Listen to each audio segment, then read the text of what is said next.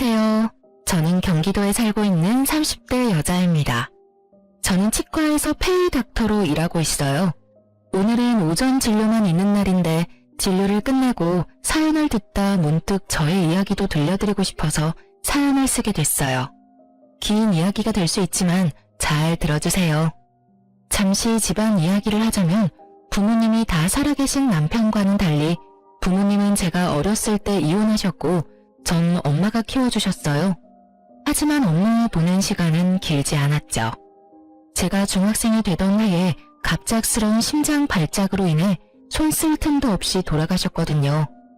그때부턴 할머니와 이모가 저를 돌봐주셨고 할머니가 돌아가신 후론 이모가 결혼까지 하지 않으시고 저를 친딸처럼 애지중지 키워주셨어요. 사실상 전 고아였지만 이모의 넘치는 사랑을 받으며 고아라는 서러움 없이 잘 자랄 수 있었어요. 전 치과 의사가 되었고 선배 병원에서 페이 닥터로 지내고 있었죠. 그러던 어느 날 친구가 불러 나갔는데 그곳엔 친구의 지인들이 있더라고요. 그 자리에 남편이 있었고 대학 교수님이라고 하더군요. 첫 느낌은 나쁘지 않다 정도였어요. 술 한잔하며 이야기하다 보니 말이 잘 통한다고 느꼈고 남편 역시 그렇게 느꼈는지 자리가 끝날 때쯤 저에게 연락처를 물어보더군요. 저 역시 남편이 괜찮았던지라 연락처를 주었고 그렇게 연락을 주고받던 저희는 연애를 시작하게 되었습니다. 연애가 길어지니 자연스럽게 결혼 이야기가 오갔고 어머님 눈에는 고아인 제가 당신 아들보다 모자라도 한참 모자란다고 생각하셨는지 계속 트집을 잡으시더라고요. 워낙 사소한 것으로 잡힌 트집이라 자세히 기억도 나지 않네요. 아무튼 어머님은 계속 시비 가득한 트집을 잡으셨고 남편이 그럴 때마다 끊임없이 저의 편이 되어주며 저를 보호해 주었어요. 고아인 것이 전염병도 아닌데 생트집을 잡아대는 어머님을 보며 결혼은 망설이지 않았다면 거짓말이겠죠. 전 심각하게 결혼을 망설인 순간도 있었지만 적극적인 남편의 구애로 결국 결혼을 하게 되었어요. 어머님은 여전히 절 탐탁지 않아 하셨어요. 가끔 주말에 시댁에 가는 날이면 오직 남편만을 지켜세우느라 바쁘셨고 전 무시하기 일쑤였죠. 그날도 오랜만에 시댁 방문을 했고 전 갑자기 감기 기운이 올라 다른 때보다 컨디션도 좋지 않고 조금 날이 서 있었어요. 우리 교수님 오셨어? 어디 아픈 데는 없지? 네, 없어요. 전 괜찮은데 이 사람이 감기 기운이 있어서 컨디션이 안 좋아요. 오늘은 식사는 안 하고 그냥 갈게요. 감기? 그러면 쟤는 빼고 오지 그랬어. 아이 정말 안 되겠어. 아들, 넌 오늘 집에서 자고 가고 쟤는 얼른 집에 보내. 혹시라도 우리 아들 감기라도 옮으면 어떡해? 한 번은 그런 일이 있었어요. 결혼하고 얼마 지나지 않아 시댁에 가야 할 일이 있었는데 그때 전 몸이 좋지 않아 참석하지 못하고 남편만 보낸 적이 있었거든요. 병원에서 수액을 맞고 있는데 어머님이 전화와 노발대발을 하더라고요. 배운 것이 없어서 그렇다며 정상적인 어른이라면 해선 안 될 말까지 하시는데 그때 정말 싸울 기운이 없어 듣고만 있었더니 남편이 어머님께 화를 내는 소리와 함께 전화가 끊기더군요. 그 후 상황이야 듣지 않아도 뻔했고 이번엔 이런저런 소리 듣고 싶지 않아 꾸역꾸역 남편과 함께 왔더니 교수 아들 감기 걸릴까봐 방금 온 아픈 며느리는 집에 가라뇨. 참 기가 막히더라고요. 저도 잘 알고 있었습니다. 어머님이 저를 탐탁지 않아 하신다는 것을요. 하지만 이런 대우를 언제까지나 참고 있을 수만은 없었습니다. 갈 때 가더라도 한마디 하고 가려는 찰나 저보다 더 화가 난 듯한 남편이 언성을 높이며 어머님께 쏘아붙이더라고요. 어머니, 제발 좀 그만하세요. 이 사람이 왜 이 몸을 해서 여기까지 왔는지 몰라서 물으세요? 다 어머니 때문이잖아요. 어머님이 이 사람을 계속 꾸짖으시니까 이 사람도 무리해서 온 거라고요. 그런데 그런 사람한테 혼자 가라뇨? 최 교수, 엄마는 그런 게 아니라 정말 우리 교수님이 감기라도 옮을까봐 걱정되어서 그랬어. 엄마는 최 교수 걱정되어서 그런 건데 이게 이렇게 화낼 일이야?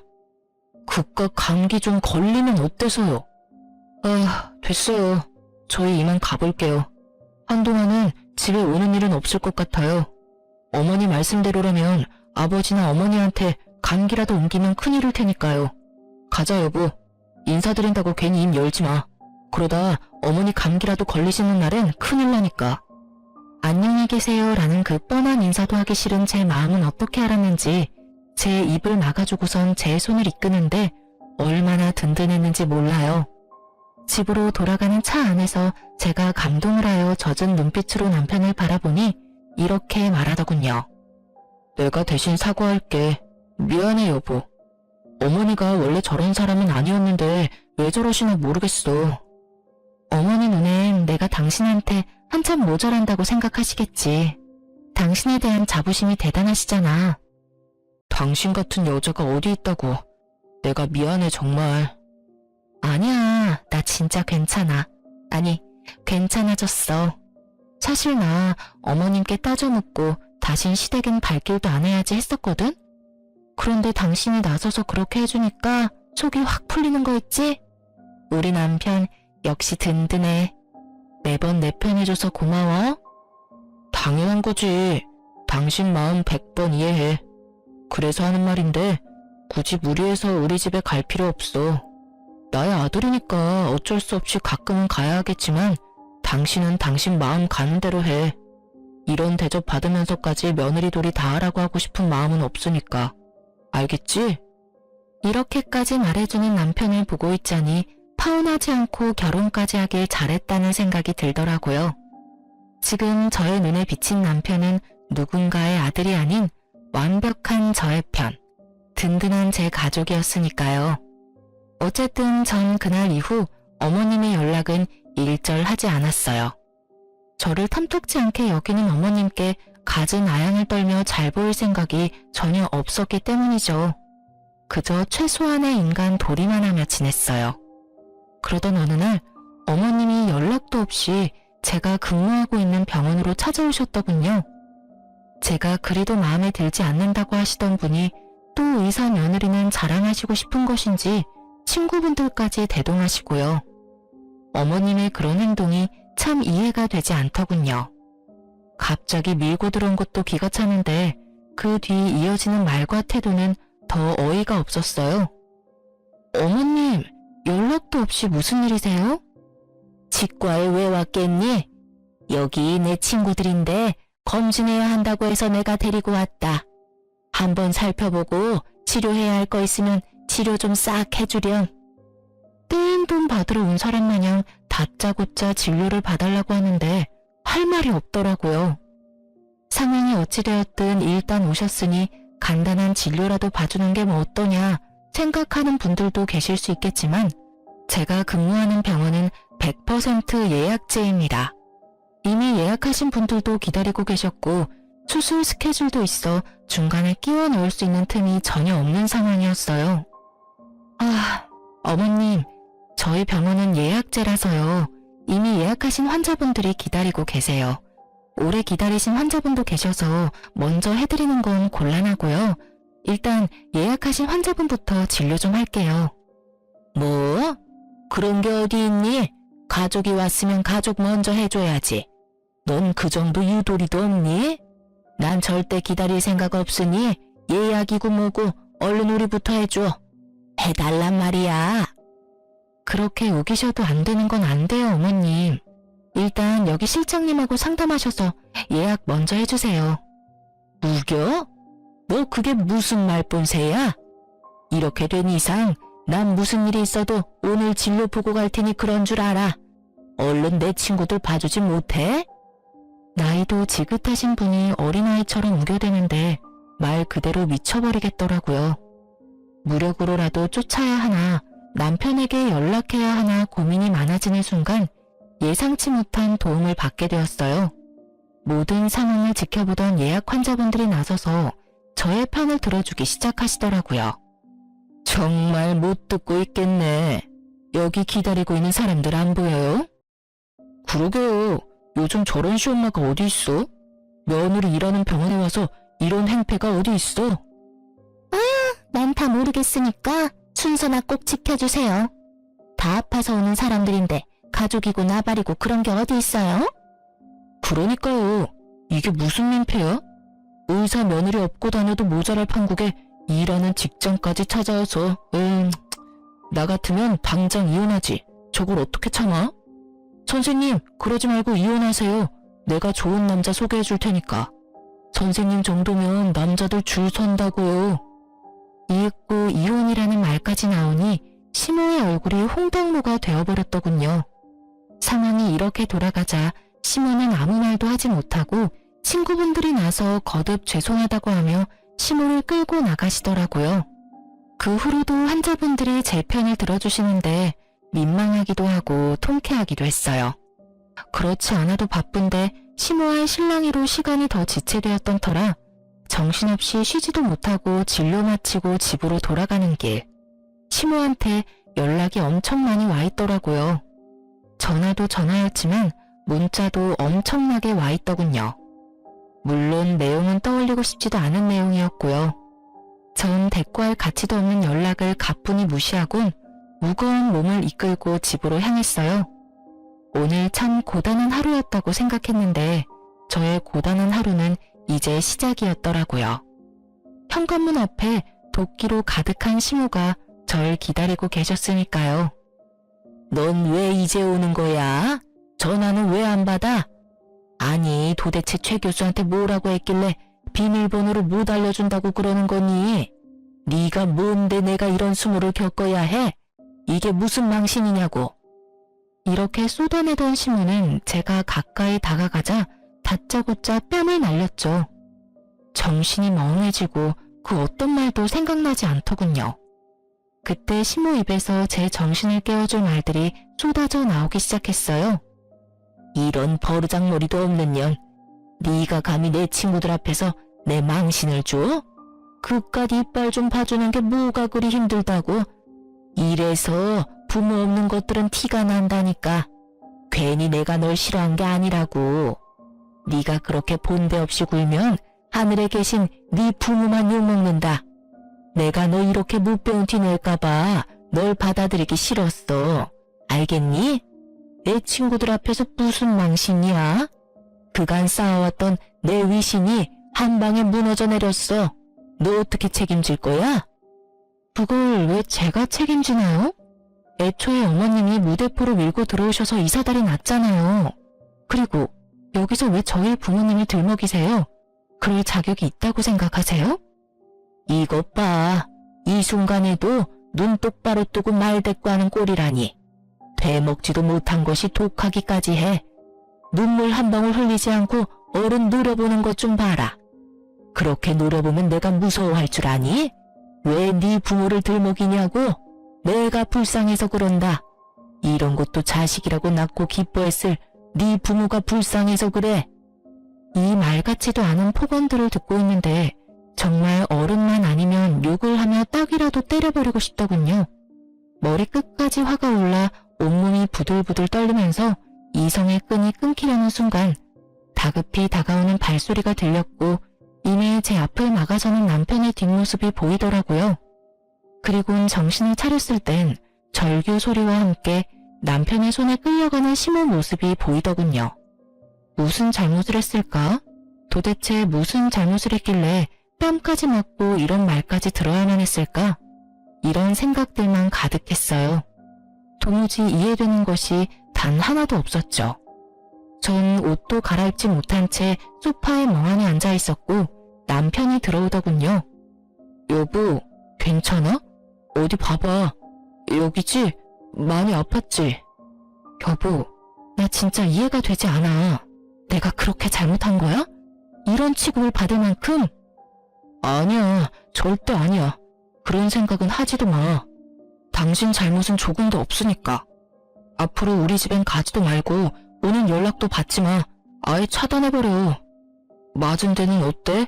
아, 진짜 너무 속상하다. 내가 좀 더 일찍 왔어야 했는데 미안해. 남편의 걱정스러운 말을 듣고 있는데 그제야 눈물이 나더라고요. 한 번 터진 울음은 멈추지 않았고 남편의 품에서 한참을 울다 잠이 들었어요. 그날 이후 시댁에선 아무런 연락이 오지 않더군요. 남편의 말론 결국 모든 일들을 아버님께 말씀드렸다며 화가 많이 나신 아버님이 시모를 크게 혼내셨다고 하더라고요. 심호가 잠잠해지니 제 삶이 다시 평화로워지더군요. 평화롭다 못해 조용하기까지 했어요. 조용하면 사고 친다더니 그 말은 애들한테는 해당하는 이야기가 아니더군요. 전혀 예상치 못한 장르가 제 인생에 끼어들고 있었으니까요. 그날도 다른 날과 똑같은 날이었어요. 오전 진료만 있는 날이라 다른 날보다 이른 시간에 집에서 나섰고, 그런 저에게 샌드위치까지 만들어 챙겨주는 다정한 남편. 모든 것이 완벽했어요. 진료가 시작되었고 그 환자분이 제 앞에 나타나기 전까지는요. 신규 환자로 병원을 찾은 그분은 어머님과 함께 오셨던 친구분들 중 한 분이었고 저에게 멋쩍은 듯 인사를 건네더군요. 잘 지냈어요? 내가 요즘 이빨이 아파서 여기저기 찾아봤는데 선생님이 친절하고 꼼꼼하다고 하길래 염치불고하고 찾아왔어요. 그땐 정말 미안했어요. 우린 당연히 연락뿐 아니라 예약까지 다 했다고 생각하고 따라왔었어요. 그냥 무작정 데려가는 줄 알았으면 절대 따라가는 일은 없었을 텐데. 그때 함께 온 친구들이 다 미안해하고 있어요. 아니에요. 일부러 그러신 것도 아니신데요, 뭐. 찾아주셔서 제가 감사해요. 친구분 이야기를 들어보니 그날 이후 조금씩 어머님과 멀어지다 어머님의 이중적이고 이기적인 모습들에 질려 지금은 따로 연락하지 않고 지낸다 하더라고요. 그럴 만도 하다고 생각하며 진료를 시작하려는 순간 저의 인생을 뒤흔들 믿을 수 없는 말을 하시기 시작하시더군요. 이혼했다면서요? 그런 집안이랑 잘 끝냈어요. 그런 어미 밑에서 자식이 뭘 배웠겠어요? 위자료는 많이 받았어요? 이혼이라니, 위자료라니. 남편이 직접 만들어준 샌드위치가 아직 제 가방 안에 있는데 도무지 이해되지 않는 말들 뿐이더군요. 네? 그게 무슨 말씀이세요? 이혼이라뇨. 저 이혼 안 했어요. 어머님하고는 그날 이후에 연락도 안 하고 지내긴 하지만 남편하고는 사이 좋아요. 잘못 알고 계신 거 아니세요? 제 말을 듣던 친구분은 저보다 더 놀란 얼굴을 하며 말하더라고요. 네? 아닌데. 정말 이혼한 거 아니에요? 네. 오늘 아침에도 출근할 때 남편이 샌드위치도 챙겨준걸요. 그럴 리가 없는데. 아니, 사이가 이렇게 되기 전에 그 집에 놀러 간 적이 있는데 엄청 젊은 여자를 예비 며느리라며 소개해줬었어요. 그러면서 하는 말이 선생님이랑은 곧 이혼하고 바로 그 여자랑 결혼시킬 거라면서 돈 많은 집안이랑 사돈하게 됐다고 엄청나게 자랑했는데. 예비 며느리요? 에이, 그럴 리가요. 저희 남편 외동아들인데 저랑 사이도 좋고 이혼 이야기도 오간 적 없어요. 오해하신 거 아니세요? 그런 걸 어떻게 오해해요. 그날 나가서 밥도 같이 먹었는데 아들이 와서 밥값까지 계산해줬다니까. 확실해요. 어머, 이게 무슨 일이래요? 누구보다 다정하고 나만을 위해주는 남편인데 도무지 믿을 수가 없었어요. 하지만 친구분 역시 거짓말을 하는 것 같지 않았기에 더욱 혼란스럽더라고요. 어떻게 진료를 마친 것인지 모르겠더군요. 정신을 차려보니 진료는 끝나 있었고 전 남편의 학교를 향했어요. 어떤 말부터 시작해야 할지는 모르겠지만 어찌되었든 남편을 직접 봐야 할 것만 같았어요. 혹여나 남편에게 피해가 될까 싶어 한 번도 찾아가 본 적이 없는 남편의 직장. 남편의 방 앞에 서니 갑자기 긴장이 되더군요. 심호흡을 몇 번 하고 남편의 방으로 들어갔고 그곳엔 저를 보고 놀란 남편과 조교분이 있더라고요. 여보, 웬일이야? 학교는 한 번도 오지 않더니. 그냥 오늘 오전 진료했잖아. 갑자기 너무 보고 싶어서 잠시 들렸어. 방해한 건 아니지? 아니지. 언제든 환영입니다. 아참, 인사해. 나 잘 도와주는 우리 조교. 아주 능력이 좋아. 아, 안녕하세요. 처음 인사드리네요. 저희 남편 잘 부탁드려요. 네, 안녕하세요. 조교분과 인사를 나눈 후 전 남편의 눈치를 살폈어요. 분명 평소와 같은 다정한 남편인데 그런 말을 들어서인지 왜인지 모르게 더 안절부절 못하는 것처럼 보였고 더욱 제 눈치를 살피는 것처럼 보이더군요. 그러면서도 내 남편은 그럴 리가 없다고 강하게 믿으며 집에서 보자고 말을 건넨 뒤 돌아서는 찰나 저의 마음은 무너져 내리고 말았어요. 조교의 손에 끼인 반지 때문이었어요. 그 반지는 분명 제가 아는 반지였어요. 얼마 전 남편의 서재를 청소하다 발견했던 디자인이 특이한 반지. 디자인이 워낙 평범하지 않아 정확히 기억하고 있었어요. 곧 다가올 두 번째 결혼 기념일을 대비해 남편이 특별히 절 위해 준비한 깜짝 선물이라고 생각했었기에 더욱 잊을 수가 없었죠. 전 최대한 태연한 척하며 그곳에서 나와 집으로 돌아왔어요. 반지를 보고도 이때까진 모든 것을 부정했던 것 같아요. 그럴 리가 없다고, 내 남편이 그럴 리가 없다고 끊임없이 되뇌고 있었죠. 그러던 와중에 번뜩 서재에 있는 남편의 노트북이 스쳐 지나갔고 저의 예상대로 잠금도 걸려있지 않을 뿐더러 카톡까지 자동으로 로그인이 되어 있더군요. 평소 제가 워낙 이런 것에 관심도 없었고 제가 남편을 얼마나 신뢰하고 있는지에 대해 누구보다 남편이 더욱 잘 알고 있으니 남편도 방심했던 거죠.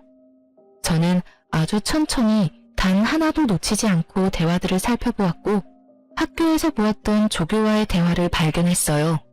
대화의 내용은 외도를 증명하기에 부족함이 없는 더러운 내용들이 가득했고 친구분의 말씀대로 이미 시댁을 오가며 결혼한 사이처럼 지내고 있더군요. 25살, 상간녀의 나이였어요. 보기에도 젊어 보인다고 했는데 정말 어리더군요. 모든 내용이 경악 그 자체였지만 가장 저를 화나게 했던 건 이모에 대한 멸시였어요. 상견례 날 이모는 상견례 장소가 주차하기 힘든 곳이란 걸 아시곤 2대의 차 중 경찰을 끌고 오셨었고 그것을 본 남편이 이모를 대놓고 무시하고 있더라고요. 상견례 때 옷은 그런 대로 차려입었길래 그래도 돈은 좀 있는 집안인가 했더니 상견례 끝나고 보니까 경차 타고 가더라니까. 내가 얼마나 황당했는 줄 알아? 아마도 그 옷도 다 빌려 입었거나 짝퉁일 거야. 다시 생각해보니까 가방도 좀 조잡했던 것 같기도 하고. 그러게 왜 그런 고아랑 결혼했어? 만나다 보니까 그렇게 됐지. 그렇게 없는 집인 줄 몰랐다니까. 그러면서 꼴에 치과 의사라고 콧대는 얼마나 높은지. 어머니는 어머니대로 날리고 와이프는 와이프대로 날리고 나도 중간에서 지쳤어. 손이 떨리더군요. 저렇게 생각하는지는 꿈에도 몰랐으니까요. 평소 이모한테 저보다 더 자주 연락하고 잘하던 사람이 바로 남편이었어요. 그렇기에 제가 받은 충격은 더욱 컸죠. 정말 상상도 못한 일이었어요. 남편은 외박은커녕 늦는 법이 없었고 주말 역시 온종일 저와 시간을 보냈었으니까요. 상대가 학교에서 늘 함께하는 조교라는 사실을 몰랐다면 아마 전 끝까지 아니라고 남편을 믿어줬겠죠. 전 떨리는 손을 겨우 진정시키고선 대화 목록들을 다 살펴보았고 경악스러운 것은 여기서 끝이 아니더군요. 어머님과 나눈 대화도 남아있었는데 그곳엔 저에게 앞으로 절대 연락도 하지 말고 오늘 한 이야기는 절대 아버님에겐 티내지 말고 기다리라고 하더군요. 만나는 여자애는 조만간 보여주겠다고요. 날짜를 보니 어머님이 제 뺨을 날린 날이었는데 내용을 보아하니 그날 집으로 모셔다 드리며 외도 사실을 알린 것 같더군요. 충격에 빠진 제 머리와는 달리 손은 부지런히 대화 내용을 저장하고 있었고 전 증거를 더 모으며 때를 기다리기로 했어요. 그러면서 이모에게 모든 사실을 알렸죠. 이모, 내 남편 아니 이 빌어먹을 놈이 바람 피우고 있어. 그것도 25살 조교랑. 자세한 이야기는 만나서 이야기해 줄 테니까 우선 내가 뭘 해야 하는지부터 말해줘. 뭐? 그게 사실이야? 이 새끼를 진짜. 너 모은 증거 이모한테 다 보내고 사소한 거라도 다 모아놔. 내가 그놈 가만두지 않을 테니까. 이모는 이모대로 전 저대로 이혼을 준비하기 시작했어요. 전 아무렇지 않은 척 남편을 대했지만 생각보다 그건 참 힘든 일이더라고요. 특히 한 침대를 쓰는 것만큼은 도저히 할 수가 없어 가짜 기침을 해대며 감기를 핑계로 각방을 쓰자고 했어요. 여보, 나 아무래도 간호사한테 감기가 옮았나 봐. 컨디션도 심상치 않은 게 독감으로 이어질 것 같은데 한동안은 우리 각방 쓰자. 혹시나 당신까지 아프면 큰일 나. 아무리 그래도 각방은 좀 그렇지 않을까? 가족이라곤 우리 둘뿐인데 둘 중 한 사람이라도 멀쩡해야 병간호를 하지. 그렇긴 하지. 알겠어. 그럼 내가 서재 가서 잘 테니까 당신이 방에서 편하게 자.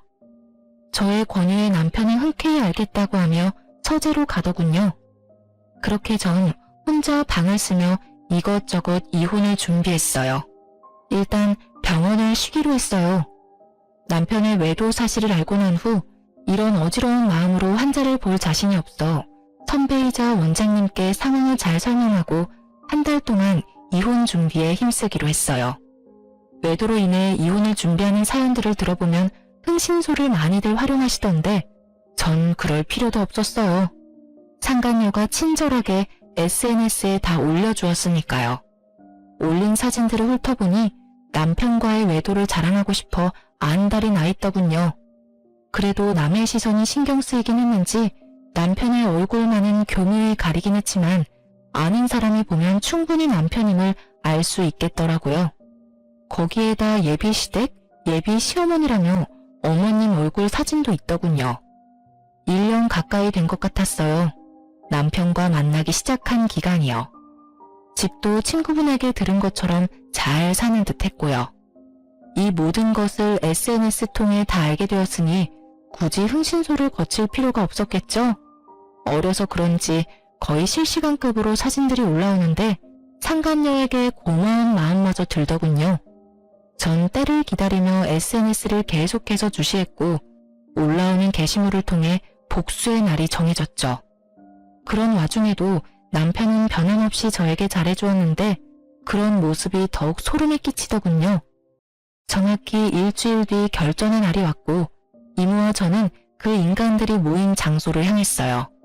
그곳은 다름 아닌 남편과 상간녀의 상견례 장소였는데 여전히 친절한 상간녀가 자신의 SNS 계정에 고급 한정식 식당의 사진과 함께 상견례 정확한 날짜와 시간까지 언급해 너무나 쉽게 알 수 있었죠. 거의 결혼식 못지않게 자랑질을 해대는데 이 정도면 병 아닌가 싶더라고요. 저와 이모가 문을 열고 들어가자 남편은 크게 당황한 표정이 역력하더군요. 그건 어머님과 상간녀도 마찬가지였고 단 한 사람, 아버님만이 이게 무슨 일이냐는 표정으로 말씀하시더라고요. 이게 무슨 상황인 거야? 이혼한 네가 여기 무슨 일이야? 보아하니 아버님은 제가 이미 남편과 이혼을 했다고 알고 계신 것 같더라고요. 그래서 친히 모든 상황을 알려드렸죠. 아버님, 저 이혼 안 했어요. 아니, 얼마 전까진 제가 이혼할 거란 생각도 못했는걸요. 저도 얼마나 놀랐는지 몰라요. 당사자도 모르는 이혼이 진행되고 있었다니까요. 사실 아버님의 잘난 교수 아드님이 저 몰래 바람까지 피우고 있더라고요. 거기에다 저랑 결혼한 지 2년밖에 안 됐는데 저 여자랑 바람 피운 건 1년이나 됐더라고요. 제가 저딴 놈을 믿고 결혼하면 잘했다고 생각하고 살았으니 제 발등 제가 찍었죠 뭐. 이것까지도 충분히 기가 차는데 이혼도 안 한 남편이 다른 여자랑 이런 상견례 자리까지 만들었으니 제가 안 찾아오고는 못 베기겠더라고요. 그래서 이 모든 상황을 뒤집어 엎으려고 오게 됐어요. 제가 딱 이렇게 말하니 시모가 자리에서 벌떡 일어나 노발대발하시며 상황을 무마시켜보려 노력하더군요. 너 그 입 다물지 못해? 여기가 어딘 줄 알고 찾아와서는 헛소리야. 여보, 저 물건 말 믿지 말아요. 아니, 듣지도 말라고요. 사돈, 들을 필요도 없는 말입니다. 저 물건 부모님도 일찍 돌아가셔서 배운 것 없이 자란 물건이라 결혼 생활할 때도 거짓말을 입에 달고 살던 애였다고요. 시모의 이런 노력도 소용이 없었어요. 다들 시모보단 제 입에 집중하고 있었으니까요. 전 시모의 말을 모조리 무시한 채 말을 이어나갔어요. 보시다시피 어머님은 이미 다 알고 계셨어요. 그뿐인가요? 저 불륜녀가 새 며느리 되는 걸 쌍수 들고 반기셨다고요. 아버님 몰래 어머님이 저 상간녀를 집에 불러선 곧 결혼할 예비 며느리라며 친구들한테 소개도 다 마친 상황이었어요. 이혼도 안 했는데 저는 이미 이혼율 만드셨던데요. 일단 상견례부터 잘 마무리하고 나서 무슨 수를 써서라도 이혼하면 될 거라고 생각한 것 같은데 아버님 참 대단하지 않나요? 그런 말도 안 되는 계획으로 이런 대범한 짓을 벌인 거 말이에요. 제 말을 집중해서 들어주시던 아버님은 제 말이 끝나자마자 화를 내시기 시작했고 이내 상견례장을 박차고 나가버리시더군요. 이 말이 전부 사실이야? 아니에요 여보. 제 말 좀 들어봐요. 아버지, 다 오해세요. 제발 진정 좀 하세요. 이런 인간 같지도 않은 놈이 감히 이딴 짓을 해? 이게 무슨 집안 망신이야? 두 사람 다 나한테 할 말이 많은 것 같은데 그 말들은 집에서 이야기하도록 하지. 여긴 두 사람이 저지른 일이니 두 사람이 알아서 해결하고 와. 그렇게 아버님이 떠나시고 남은 사람은 상간녀와 상간녀의 가족들 그리고 저와 이모의 시선을 한 몸에 받고 있는 시모와 남편 눈뿐이었죠. 그렇게 저와 이모는 매서운 눈빛을 두 사람에게서 거두지 않았고 상견례 장소엔 정적만이 흐르고 있었어요. 그 순간 상간녀의 아빠가 다가와 이모에게 고개를 숙이며 인사를 건넸어요. 안녕하세요 선배님. 오랜만입니다. 그래 김 검사 잘 지냈어? 잘 지냈냐고 하기엔 상황이 좀 그렇긴 하네. 그러게요. 이런 상황에 선배님을 만나게 될지는 상상도 못했는데 제가 참 면목이 없습니다. 네, 사실 남편이 그렇게 무시하던 이모는 과거 검사였어요. 엄마가 돌아가시고 저를 맡아 키워주시던 할머니마저 돌아가시고 난 후 이모는 절 도맡아서 키워주셨고 제가 고등학교에 입학하던 해에 본격적인 공부 뒷바라지를 해주겠다며 일을 그만두셨던 거였어요. 그 후 변호사 사무실을 차리셨고 최소한의 의뢰만을 받으며 저에게 온 신경을 쏟아주셨었죠. 상간녀의 아빠는 그런 이모의 후배였어요. 사실 저도 이런 인연까진 몰랐던 터라 놀라웠는데 시모와 남편놈은 놀람을 넘어서 핏기가 사라진 얼굴로 냉수만 계속 들이키고 있더군요. 면목은 무슨... 미리 말 못해줘서 미안해. 사실 우리 조카가 김검사 딸 사진 보여줄 때 진작 알았어. 김검사 카톡에 딸 사진이 많잖아. 그래서 진작 알았는데 차마 미리 말을 못하겠더라고. 많이 놀랐지? 세상 참 좁아. 이렇게까지 엮이는 걸 보면 말이야. 그러게나 말입니다. 그런데 선배, 딸아이 말로는 집안끼리 격이 맞지 않아 자주 부딪히다 이혼까지 하게 됐다고 하던데 이해가 잘 되지 않네요. 선배네 집이 격이 맞지 않을 리가 없을 텐데요. 그게 나 한동안 백수로 지내고 있을 때 우리 조카가 결혼했었거든. 조카 시집도 간다고 하고 이제 의뢰나 왕창 받아볼까 해서 사무실 이전 준비하면서 놀고 있을 때라 내 직업이 뭔지 몰랐을 거야. 거기에다가 상견례 자리에 경찰을 끌고 갔더니 그 모습을 보고 가진 것 없는 집안이라고 생각했겠지.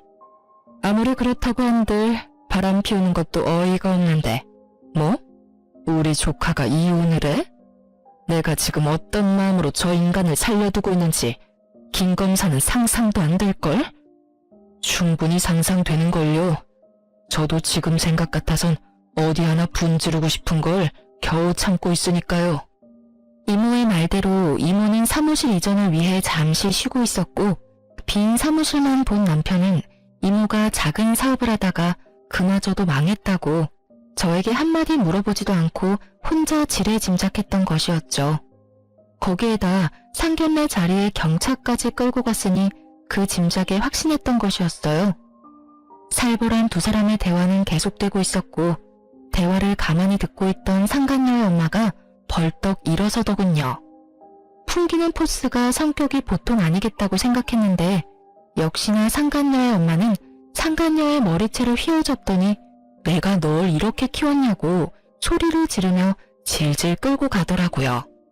그 뒤를 나머지 가족들도 뒤따르며 남편을 죽일 듯이 바라보더군요.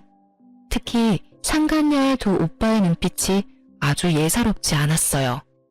저를 배신해가면서까지 그렇게 사랑한다던 여자가 끌려가는데도 남편은 찍소리 못하고 벌벌 떨고만 있더군요.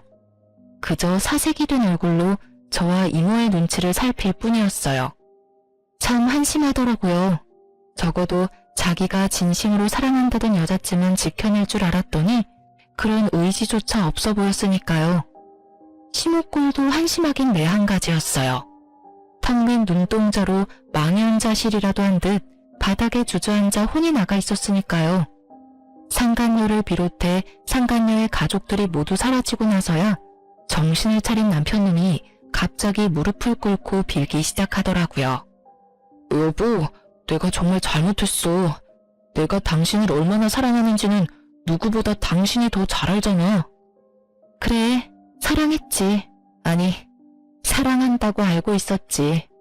한때는 당신이 내 편이라고, 내 가족이라고 믿어 의심치 않았었지. 왜 그런 식으로 말을 해? 왜 과거형으로 말하냐고. 난 지금도 그래. 난 여전히 당신 편이고 당신 가족이야. 정말이야. 나 믿지? 지금 이 상황 다 설명할 수 있어. 그러니까 날 믿고 일단 집에 같이 가자. 내가 집에 가서 다 설명할게. 응? 굳이 설명할 필요 없어. 당신이 어떤 생각을 가지고 있는지는 이미 당신이랑 그 여자랑 나눈 대화에서 다 봤으니까. 그걸 어떻게... 설마 내 카톡 다 본 거야? 이제야 그걸 알았어? 생각보다 당신 머리가 좋진 않구나. 당신을 단 한 번도 의심하지 않은 나도 나지만 당신도 어떤 면에선 참 대범하다니까. 바람 피우는 사람이 어떻게 그 빼도 박도 못하는 증거를 집에 버젓이 둘 수가 있어? 뭐 그 덕분에 난 쉽게 여기까지 올 수 있게 됐지만 어찌되었든 당신 진심 따위 잘 알았고 당신은 내 편, 내 가족 다 해. 난 이제 당신 가족 같은 거 하지 않을 생각이니까. 우리 이혼하자. 여기 이혼 서류. 도장 예쁘게 찍어서 법원에서 봐. 그렇게 전 이혼 서류를 건네고 이모와 그 자리를 벗어났고 이모가 타고 온 외제차에 올라타 버렸어요. 사실 이모가 소유하고 있는 외제차는 길 가면 누구나 쳐다볼 법한 2억이 넘는 고급 외제차였어요. 하지만 운전하기가 불편하기도 하고 주변 사람들이 쳐다보는 게 신경 쓰인다는 이유로 매일 2천만 원짜리 경차를 타고 다니셨어요. 값이 10배나 차이 나는 외제차를 이모가 턱하니 여는 모습에 남편놈 눈알이 튀어나오려고 하더군요. 어찌나 볼만하던지. 뒤늦게 시모와 남편놈이 쫓아와 급하게 창문을 두드리기 시작하더군요. 당신 이 차는 뭐야? 이렇게 좋은 차가 아니었잖아. 아, 그 당신이 중고차니 뭐니 하던 경차? 그것도 이모차고 이것도 이모차야. 우리 이모 차 2대 쓰셔. 왜 날 속인 거야? 이모님이 검사라는 사실도 그렇고 이 차도 그렇고 왜 나한테 말하지 않은 거야? 당신이 사실대로 다 말해줬으면 이딴 상황까지 오지 않았을 거야. 난 속인 적 없어. 당신이 묻지 않았잖아. 당신이 혼자 온갖 상상으로 우리 이모 거지 만들기 전에 단 한 번이라도 나한테 물어봤으면 난 다 말해줬을 거야. 내가 묻지 않는다고 아무 말도 하지 않는데 말이 돼? 처음부터 날 속이려는 거였잖아. 묻지도 않는데 내가 왜 구구절절 설명해야 해, 굳이. 그렇게 억울해하지 마. 누가 보면 내가 당신 속이고 바람이라도 피운 줄 알겠어. 그리고 이왕 안 김에 한 가지 더 말해주자면 우리 이모 앞으로 받은 유산도 꽤 많아. 왜, 그 있지? 졸부. 우리 이모가 능력도 좋은데 졸부야, 졸부. 그러면 이만 가볼게. 법원에서 보자. 이모의 후배이자 상간녀의 아빠가 딸을 통해 전해 들은 가짜 이혼 사유에 대해 믿지 못하는 이유는 따로 있었죠. 저의 외가는 대대로 부유했고 할머니가 돌아가시며 하나 남은 자식이었던 이모에게 재산을 다 남기고 떠나셨으니 집안 격이 맞지 않다는 사유는 애초에 상간녀의 아빠가 듣기엔 말이 되지 않을 수밖에요. 이런 사실을 전혀 몰랐던 남편은 저보다 훨씬 어리고 검사 집안의 막내딸 상간녀에게 홀라당 넘어갔던 것이었죠. 마지막 말까지 전했겠다. 이모는 후련한 마음으로 차를 출발시켰고 사이드 미러를 통해 본 두 사람의 모습은 정말 통쾌 그 자체였어요.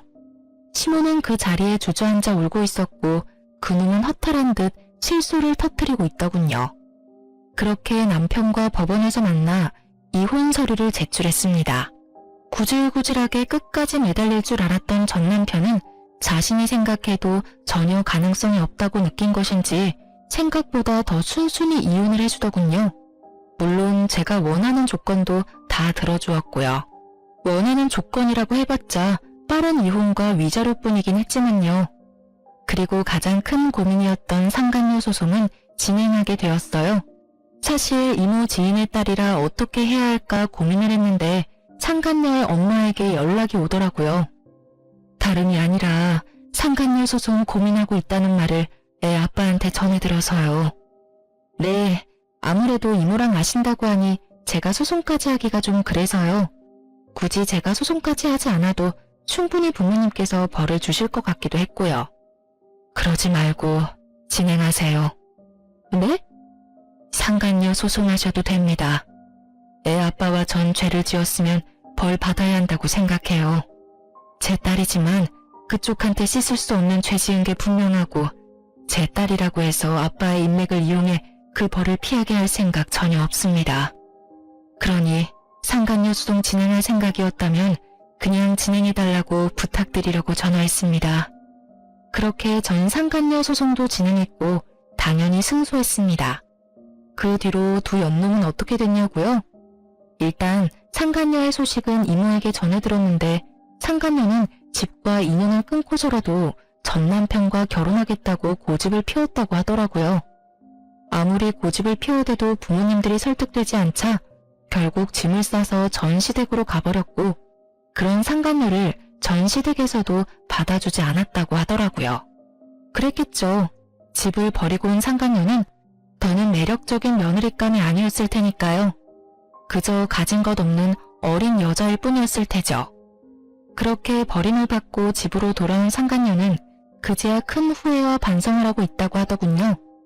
그 반성이 진심인지는 저는 알 수 없지만요. 그리고 전 남편 역시 난리가 났다고 들었어요. 그 눈빛이 예사롭지 않던 두 오빠는 동생이 큰 잘못을 저지르긴 했으나 동생이 그렇게 사랑한다고 하니 참고 있었는데 가족과 영까지 끊어가며 사랑 찾아 떠난 동생이 결국 시댁에 버림받고 돌아왔으니 두 오빠는 더 이상 참을 이유가 없었죠. 학교로 찾아가 난동을 피웠다고 하더군요. 그 덕분에 조교와의 외도 사실이 학교에 소문이 쫙 나버렸고 전 남편은 볼 것도 없이 보직 해임이 확정된 상태라고 하더군요. 다른 것도 아니고 조교와의 불륜 스캔들이니 그 소문을 잠재울 순 없을 테니까요. 전 치과에 다시 출근했고 이혼 의사 확인서도 제출했네요. 비로소 그 끔찍한 인간과 호적도 따로 쓰게 되었어요. 전 이혼하기 전과 다름없이 잘 지내고 있어요.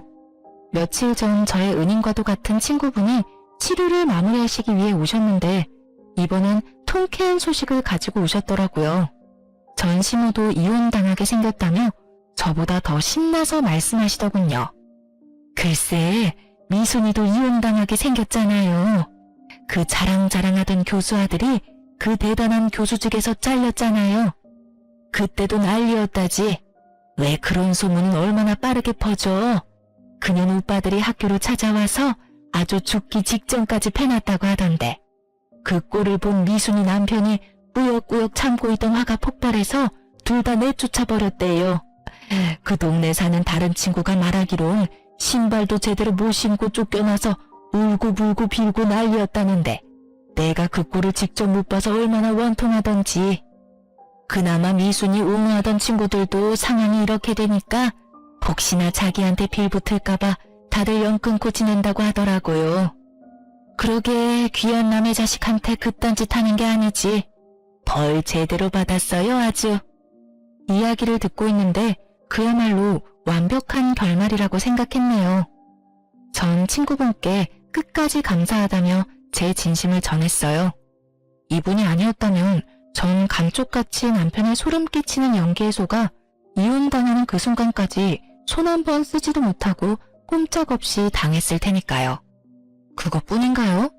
그 연놈이 행복하게 살아가는 꼴을 지켜만 보고 있었을 생각만 해도 오장육부가 뒤틀리는 기분이네요. 어쨌든 전 진심을 전하며 또 치료할 일이 있으시다면 꼭 연락 달라고 했어요. 물론 비용은 받지 않았어요. 제 사비라도 들여 치료를 해드릴 생각이었는데 모든 사실을 알고 있는 원장님이 왜 제 돈을 쓰냐며 그분은 앞으로 평생 진료 공짜라고 해주시더군요. 남편 하나 잘못 골라서 그렇지 제 주변엔 저를 사랑하고 아끼는 사람이 많았구나 하고 깨달았네요. 요즘 전 이모의 옆집으로 이사해서 거의 함께 살다시피 하고 있어요. 끼니도 함께 해결하고 이모가 제 집으로 와서 잠도 자주 자고 가고요. 그럴 바엔 같이 살지 왜 하필 옆집인지 궁금해하시는 분들이 계실 텐데요. 그 이유는 바로 이모가 드디어 연애라는 걸 하시기 때문입니다. 왜 이렇게까지 기뻐하냐고요? 이모의 연애 몇 번 본 적은 있어요. 저를 키워주신 세월이 얼만데 그간 연애를 한 번도 하지 않았다고 하면 거짓말이죠. 연애를 하긴 하셨는데 지금처럼 진지하고 느낌이 좋은 이모의 연애는 처음 본지라 요즘 제가 더 설레고 있답니다. 기대하는 바가 아주 커요. 2024년 올해의 저의 계획이자 바람은 이모 뒷바라지를 부지런히 해 시집 보내는 것이에요.